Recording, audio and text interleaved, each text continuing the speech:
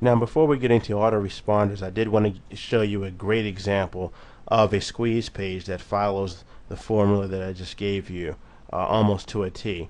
And this, I happen to know, this squeeze page was converting at 70% at one time. 70%. That is insane for the amount of people that come to this page and actually opt in. So you know that this gentleman has built this list quite to a quite large size right now.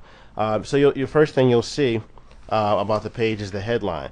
And if you remember from our diagram, this was one of the most important thing about the squeeze page was having a very catchy headline. And he even goes a step above that and does a pre-head and a subhead, which you can also experiment with. The pre-head: discover response boosting breakthroughs and tested conversion strategies that convert more browsers into buyers.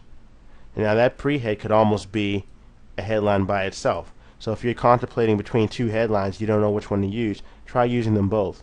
Put one as the pre-head and one as the main head. His headline says, amazing secret formula discovered by a fanatical tester transforms ordinary wimpy websites into persuasive powerhouses. Very strong headline. And then the subhead, and it can skyrocket your online sales almost overnight. It makes a strong promise. You follow this formula right here, and that is going to lead to some insane opt-in rates for yourself as well.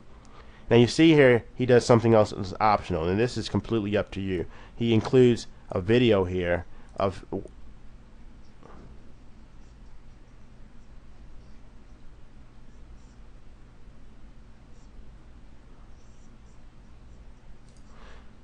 way he conveys that, I'm tempted to even watch it right now all the way through, because that gets you really he's pretty much restating what you see right here, the headline, except you're hearing it, he's adding the human factor by sitting here and telling you what you're going to get by opting in and telling you a little bit who he is. You can do that as well. We're not going to get into that now because it's only optional, but if you want to, it has been proven to increase your conversions as well. So now the second thing from our formula for the squeeze page that you'll notice is that if you scroll down, well, actually, if you want to see this, let me give you this squeeze page URL address. It's HTTP. It's ultimateconversionbooster.com/Kirt KIRT /index full an index hyphen full.html. When you come here, that'll be the squeeze page, and you'll see that right here he's making good use of the bullets. None of the bullets are larger than 3 sentences. Most of them look like they're about 1 sentence, so it keeps the eye moving down the page. He uses 1, 2, 3, 4, 5 bullets, just like we said, so not more than 5 bullets, so there's not too much to read. And then he highlights throughout the page the key points. So if I was a scanner, I would see the headline, I would see claim your free copy, that's bold. I would see just a few of the valuable profit producing nuggets right here, that's bold. Every time is bold. He looks like he's bolding every other bullet, which is another hidden trick that marketers use to keep the eye moving down the page. It's more aesthetically pleasing. So you might want to bold your first, not bold your first one, bold your second one. Not bold, bold, not bold, and always put in much, much more. And adds an era of suspense and the appearance of getting a lot more than what's there on what's even mentioned on the page. So add them and much, much more at the end. Here's again, we're showing the use of highlighting key points. Webinar recording is absolutely free. That's something that you want to highlight, and then you come on down. So far he's following the formula to a T, and that's probably why it was experiencing 70% conversion rates on this page. Now you're looking for a strong call to action. Here you go. Claim your free replay of this webinar. Lock in my free spot right now. The button is actually a call to action, and then it has the arrow pointing you down to keep you moving down the bullets. You see that?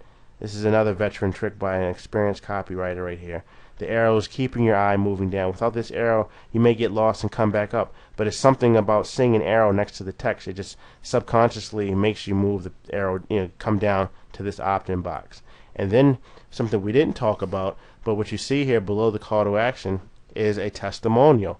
That's a turbo booster to conversions you can put here, because now you have, and he has a reputable testimonial, as you can see here, from the one and only Michael Fortin. So you can do that. You can get a testimonial from somebody who's reviewed whatever your offer is and put that below your opt-in. The final thing right here is our assurance that your email is safe. Like we said, we want to have the no spam policy. He has the little lock symbol here. That little lock is a subconscious. You think these little things wouldn't make a difference, but he would get a lower conversion rate on this page without the lock. He's probably tested this lock versus another lock. I mean, guys who test know, and they're fanatic about it, and they'll go and test a orange lock versus a blue lock, or a lock like this versus a padlock. So this probably converts for him, and in any picture you put here that signifies no spam or protect or safe will increase your conversions, like as we were saying in the previous section. So there you go, a perfect example of a highly converting opt-in page that's simple, effective, and it follows the formula of what we were looking to do. Okay, so here we are at Aweber. Now we're going to go through the process of setting up your autoresponder, and it's very, very simple. If you probably already use Aweber now in your marketing activities, if you don't, they have more than enough tutorials on their site that I don't want to create redundant content. You can sign up right now, and they have a free trial. You can go right through and sign up, and once you get set up and they put your credit card on file, if you want to see, let's take a look at pricing. Not everybody's familiar with Aweber. You see they have a $19 plan, they have a $49 plan, and a yearly $194. Whichever one works for your budget you should pick, but you're going to definitely need Aweber for this process. Here's the number of subscribers. You need to pay attention to this because you can fill these up pretty quickly using pay-per-view, cost-per-view traffic. You see here 5,000 to 10,000 subscribers is going to be $50 a month. The reason I like this is because they kind of grow with you. Obviously if you're having 5,000 to 10,000 subscribers, the $50 a month is going to be easier to swallow. And if you have 10,000 to 25,000 subscribers a month, then the $130 you won't even blink at, because this many subscribers should be doing quite well for you. So come into Aweber, take a look at their plans, look at their features, and then you want to set up. Now, there's a few things involved with setting up Aweber that I just want to kind of highlight so that you know. Like I said, I'm not going to show you how to use it because they do a great job in walking you through, but there are some key things that you can miss if you don't know what to look for, and I want to go over those now with you. Number one, you want to go and set up your initial message.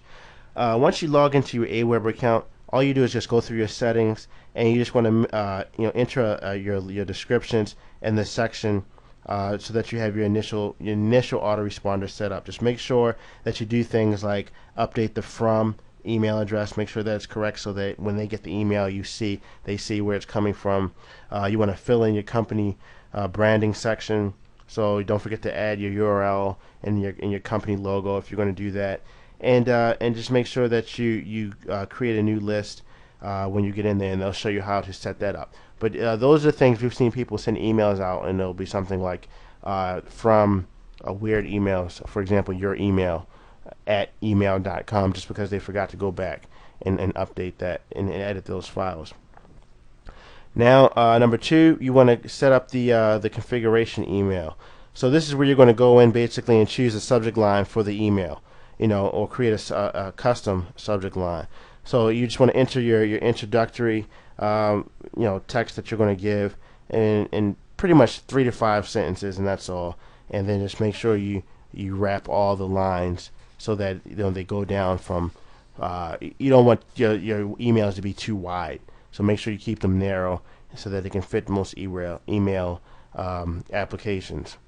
Also, you want to enter the confirmation success page, and if you've already created one, you want to make sure that the person knows that they've opted into your page successfully, so don't forget that as well. You also want to remember to create the welcome email. This is the email that the opt-in subscriber is going to get after they successfully opt in. You got to have the welcome email in place, so don't launch your squeeze page without that. Next, you want to go and update and make sure you edit the global fields. The global fields it's a button. You can click global fields. It's located right under the My List tab, and all you want to do is edit your contact address and edit your signature, and then you're just going to save that. So you got to have these are global, meaning it's going to be included in most of the correspondence and most of everything that displays from Aweber. So you want to update those with the correct address. A lot of people forget to do that sometimes. Number 5, you want to go and create the web forms. The web form what you're going to create to actually have them opt in. So these are the 2 boxes, the email, the first name. You can gather more information. Just know that the more information you make them enter, the less of a conversion rate you're going to get as far as your opt-in rates. So most of the time, us marketers find it best to get the email address and the name. Sometimes we'll for certain type of webinar products, we'll get a phone number, but that'll be later in the process, just so that you can use an auto dialer and remind people when the webinar is starting. But for your purposes, if you're not doing a webinar or anything like that, the name and email should be fine. So create the web form, and then finally get the code and install the web form. Just make sure that the code is copy pasted correctly, and you should be able to install the HTML right onto the site, and you'll be ready to go with the autoresponder and the squeeze page portion, the functionality portion of it.